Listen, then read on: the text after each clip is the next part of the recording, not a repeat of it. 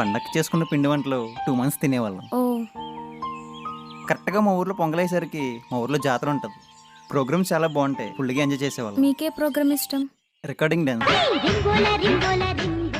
అదే డాన్స్ బా చేస్తారండి. నాకు అర్థమైందిలే. రమ్య, ఏంటి రమ్య ఏంటి? చిన్నప్పటి నుంచి చాలా కరువులో ఉన్న చిన్న హగ్గు, కిస్సు. చెప్పు రమ్య. మురళి పార్క్ రమ్మన్నాడు తేజు. ఏం చేయమంటావు? పార్కా?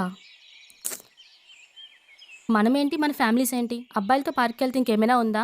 చాలా అడ్వాంటేజ్ తీసుకుంటారు, పిచ్చి పిచ్చి పనులన్నీ చేస్తారు. నువ్వు వెళ్ళకు. సరే తేజు.